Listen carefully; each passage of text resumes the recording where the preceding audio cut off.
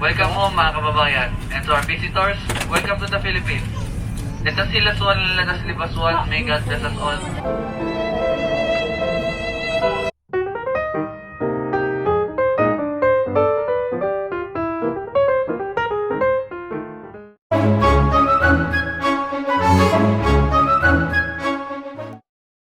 Here we go. Paalis na tayo ngayon.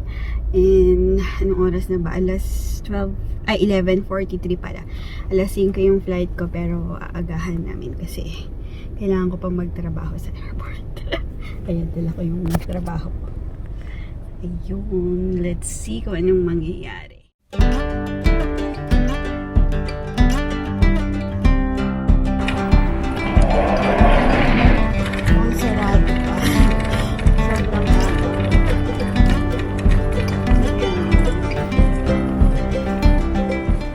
Nandito na ako, pero hindi pa daw pwede mag-check-in kasi 12:30 pa. And it's 12:26.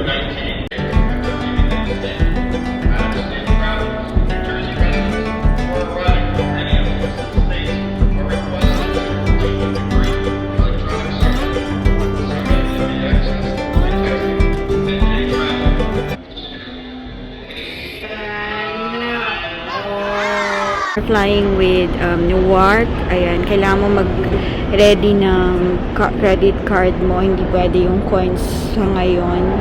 Ayan, it's $5. Hey guys, since I wasn't able to share a video clips with my check-in, I will be sharing with you a detailed information on what I have experienced.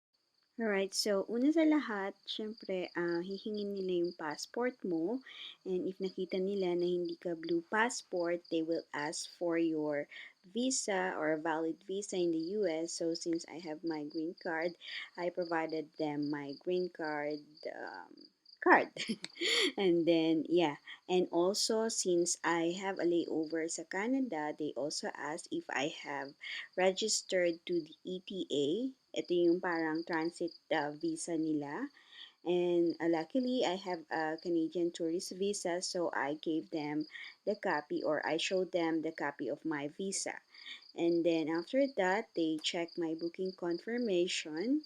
And lastly, they also asked me if I am already aware of the COVID restrictions or requirements upon entry in the Philippine airport. And they asked for the COVID testing, that the COVID testing is done at the airport, and what other quarantine requirements that Philippines do provide. And I said that I'm already aware of it. What were the challenges I had experienced? First and foremost, I wasn't able to show this in the video as well, but I have been over baggage. So I am over 5 pounds from one of my check-in. And yeah, I paid $100. Also, I have 3 hand carry, if you could see on my bag, and I was asked to put the brown bag in one of my hand carry, so it would just be a limited of 2 hand carry baggage. So yeah, that's one thing that you should consider, but then I am a little bit stubborn, so I did not do that since they didn't actually really force me to do it, because it is more convenient for me to have this brown bag that I have all the documents and the necessary essentials that are easily to be picked up. Tapos ko lang ano ba yun? Mag-x-ray after ng entrance sa gate, and grabe, sobrang nakaka-stress kasi binuklat lahat ng aking carry-on. Nandito kasi yung drone, yung tsaka yung tablet ng pamangkin ko, and then may mga chocolates ako. So dapat pala pag may mga food or chocolate, kailangan buksan mo rin. Kaya yun, patagal ako, like I think 30 minutes ako doon. Sobrang kapagod. Sobrang luwag ng gate, walang mga katao-tao, diba? Ang sarap. Ako lang nandito.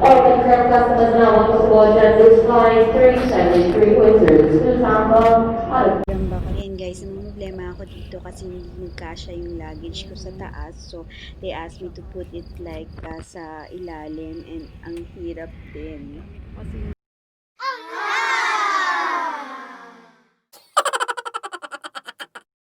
kahit sa aircard at dyan, meron silang health declaration kahit in transit ka. Bon, mesdames, messieurs, bienvenue à bord de Cambridge. Nous avons terminé l'embarquement et nous allons bientôt décoller. Merci particulièrement au membre aéroplan pour leur loyauté.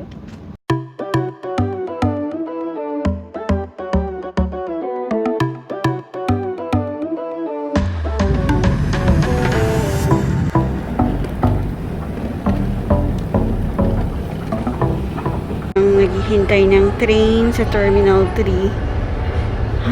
Sana dito nga.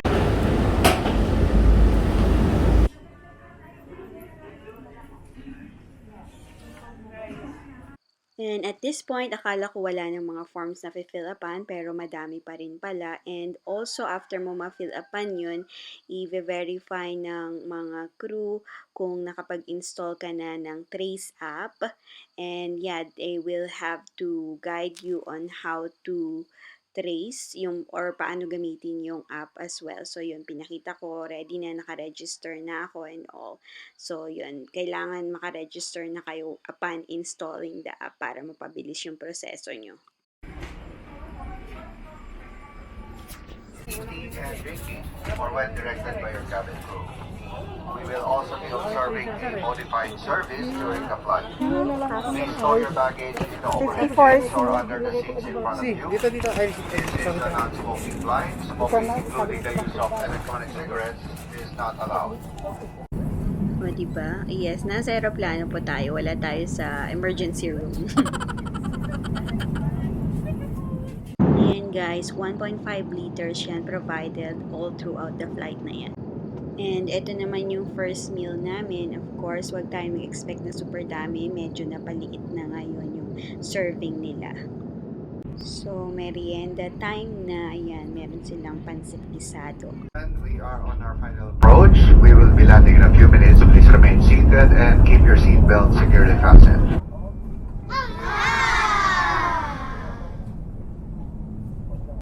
So before leaving the plane, we were oriented and our temperature was scanned. Also, they made sure that we had all the forms filled out. They are from the Philippine Coast Guard and with the Bureau of Quarantine. They are mandated to collect the health declaration card or the yellow forms that were given to you. Kindly bring them out now, the yellow forms. Fill up the yellow form properly and answer all the questions truthfully, together with your recent contact details and your permanent Philippine home address.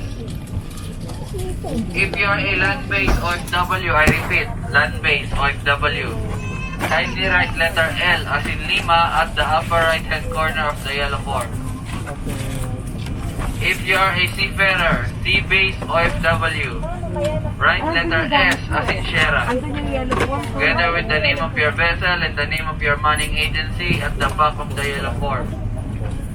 And if you are a tourist, returning resident, or non-OFW, write letter N as in November at the upper right-hand corner. Quarantine officers will go around to collect the yellow forms and check your body temperatures. Another important announcement, the Philippine government, through the creation of Interagency Task Force, or IATF, mandates that all returning overseas Filipinos and foreign nationals coming to the Philippines must undergo an RT-PCR test, then a mandatory quarantine until the results are released. Several hotels here in Metro Manila were transformed into quarantine facilities. Strict IATF protocols are imposed to prevent you from going out of your room unless if it is extremely necessary. There will be officers from the Philippine Coast Guard who will guide you and ensure that the policies are strictly enforced. If you violated the quarantine protocols while at the facility, chances are you will need to repeat another mandatory RT-PCR test, and the quarantine process will be repeated as it is from day one. So we are asking for your full cooperation during your quarantine period. For land-based and sea-based OFWs without local manning agency, the Philippine government will shoulder all the expenses from your swab test, quarantine accommodation, meals and transportation expenses until you reach your respective provinces. Kindly proceed to OWA help desk after the immigration exit for your quarantine facility assignment. For sea-based OFWs with local manning agency, your manning agency will shoulder all the expenses. Kindly proceed to Marina Help Desk after the immigration exit for your quarantine facility assignment. For non-OFWs, Philippine Airlines shall provide you with information and instructions after this briefing. Please make sure to fully accomplish the affidavit of undertaking and will be given to the Coast Guard personnel before exiting the terminal. Private vehicles are not allowed to transport you to any quarantine facility. If designated buses for OFWs, empty their taxis for non-OFWs. If you have relatives or friends waiting at the terminal exit, please tell them that they cannot escort with you, as this will be qualified as a violation of the quarantine protocols. Lahat po. Another important reminder, no one is allowed to carry your luggage, baggages, belongings, or push carts unless you are in a wheelchair. This is Balikan ko to po kayo. prevent contact with the airport personnel and the Morning po. passengers. If you have any further questions, please feel free to approach any Coast Guard personnel assisting at the arrival area. Once again, welcome home mga kababayan. And to our visitors, welcome to the Philippines. Let us see Laswan, let us live as one. May God bless us all. Mabuhay pa tayong lahat. Maraming salamat po at magandang umaga. N. Yung L para po sa mga OFW. Non-OF, yung mga tourist, student, returning. Letter N, Nancy, November. Tourist, student, returning, resident. Letter N, November. Morning. Morning everyone, I am PJ Benena, representative of Philippine Airlines. Okay na po yellow Compliance floor. with Philippine government regulations, all arriving passengers from international flights are required to undergo an RT-PCR test Hindi or na po yung swab yellow test. floor.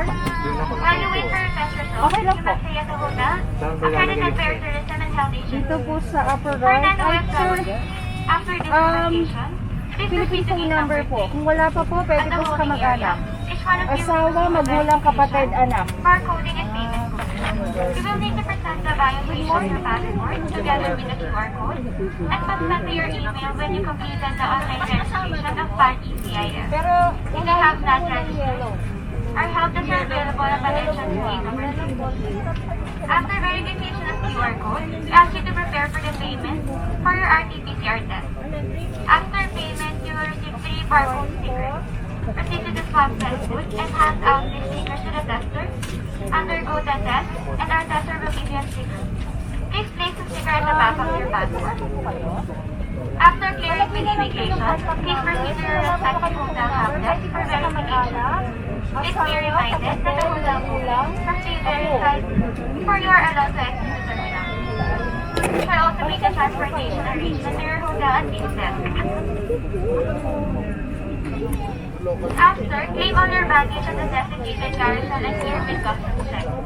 Before you exit the terminal, consider the affidavit of undertaking, indicating that you will not be registration, and that you will strictly follow all mandatory quarantine protocols set by the Philippine government.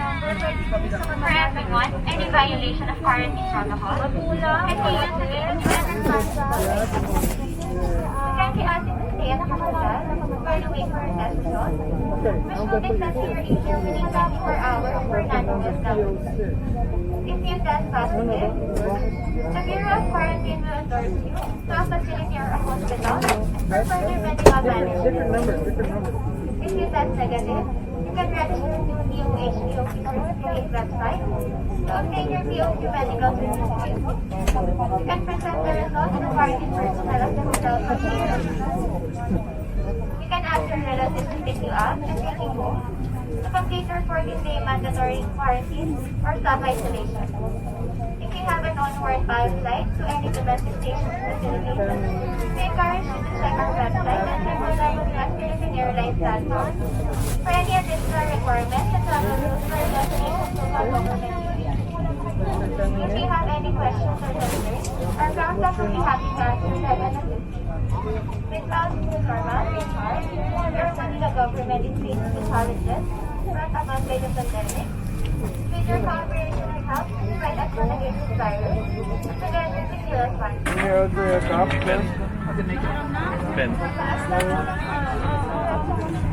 Agent po, mami. Ito po.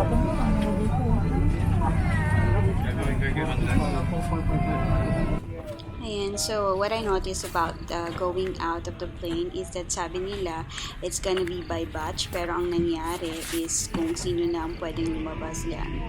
Labas lang ng labas. And wala siyang sistema.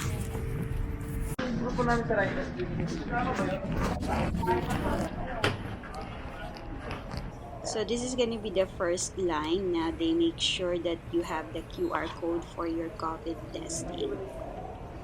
Yan, dito naman yung line for your payment of the COVID testing. October na lang po. At eto na nga, nakapila na ako for swab testing and yeah, much awaited, most challenging part of this travel.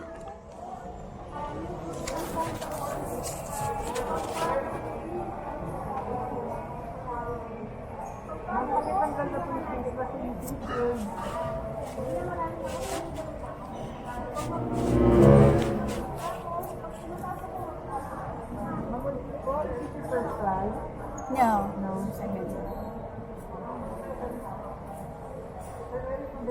Not fully pressed. Alright, now we're going to start with your mouth. Okay? For this, you need to open your mouth and try to sit there and come out when you have to say out. Right after that, move tayo sa muscle. Okay? Move forward na lang po tayo on to the middle. Okay?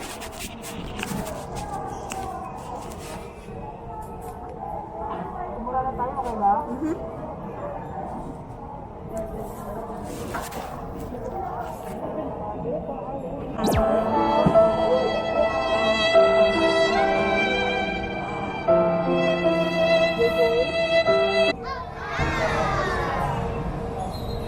Nose tayo, okay, small tips lang po, automatic na relax, sitting na tayo, keep your mouth, okay, no matter what happens, don't pull away, don't move masyado for this discomfort, okay, we'll start po when you are ready. Pwede itong side lang or both sides ba? Both sides po, ito na.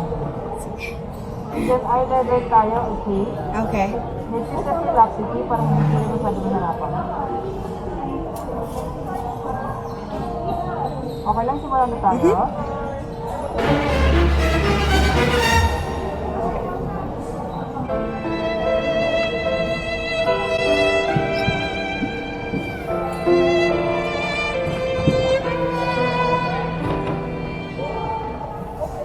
Tada! Okay? One more, simulan pa, Alright. Thank you. Next step na po, let's review the left side. Left side. Okay. Okay? Alright. Okay. Thank you so much. Thank you. Isa na kami. Sakit maswab. Ito naman yung hotel verifier.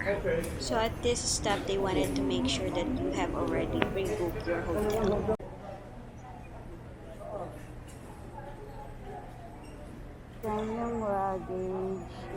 So at this point, I already got my luggage and I'm ready to book for my taxi. It's either coupon or metered.